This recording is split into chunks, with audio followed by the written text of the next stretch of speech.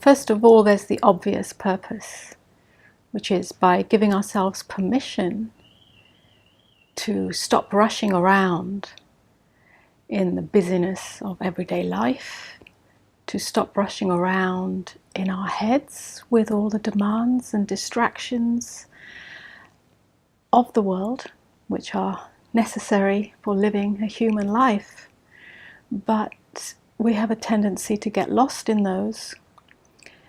And by giving ourselves permission to take time out, there's the opportunity to turn inwards and discover what is more true than the voices in our heads, more true than that which we attempt to seek from the outside world in terms of fulfillment, whether it be material fulfillment or emotional fulfillment through relationship or through work or through recognition or through self-worth, all of which are part of the human experience.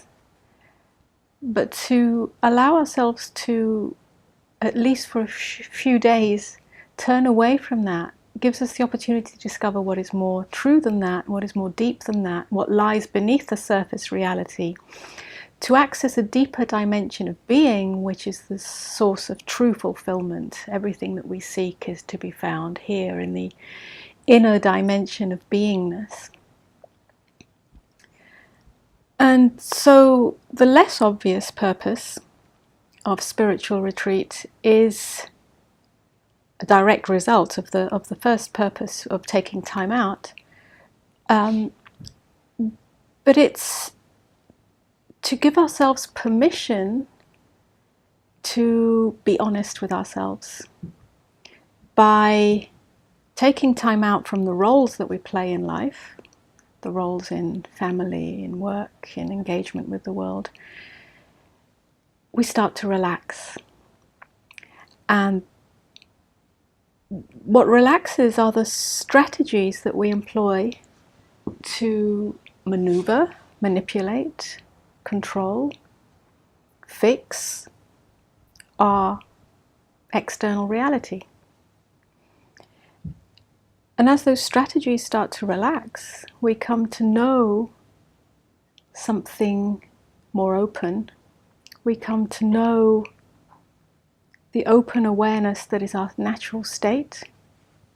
We start to fall into this and perhaps touch something more tender. We start to move into, from the mind to the heart. And what's revealed in that openness is most likely vulnerability and even brokenness. And all that is good, because as we become more honest with that and allow ourselves to expose that which we've pushed away for so long to ourselves, then it can be brought into the light of truth, into the light of awareness, into the light of consciousness. And it's right here in that wide open space of seeing and accepting and opening to that all of this can be transformed into all-embracing love. So spiritual retreat really isn't about spiritual practices or tools or even about meditation, although all this can be part of it. It's really about transformation.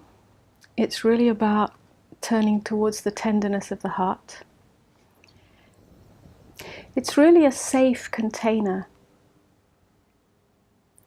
for discovering both our personal truth and what is deeper than that truth. It's really a safe container for transformation. The transformation from the perception of or experience of ourselves as a limited me with my life and my story to the deeper dimension in which we know ourselves as the wide open space of consciousness in which my life appears. When we rest in that consciousness, which is the opportunity that we're given in retreat, then we come to know stillness. And when that stillness moves through our lives, then we come to know love.